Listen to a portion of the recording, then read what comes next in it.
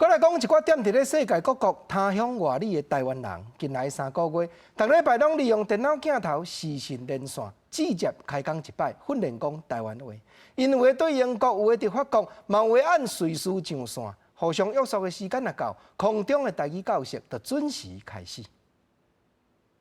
感觉讲有讲台语的时阵，你较有感觉着家己是一个台湾人。你唯一甲台湾这片土地有连结的一项物。逐礼拜透早，一阵伫澳洲的台湾人，就会透过线顶的视讯来用台语开讲。目的就是互大家拢用台语来开讲就对啊。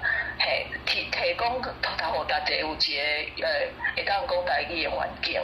人伫咧他乡要听到熟悉腔口是无简单，空中台语教室连接伫咧英国、法国、瑞典等等所在的台湾人，提供一个练习听台语、讲台语的环境。是台湾人，毋过我台语讲甲足袂认得，所以我是希望讲有一天使用台语甲人像我讲中文、讲英语、讲法语安尼甲人讲话。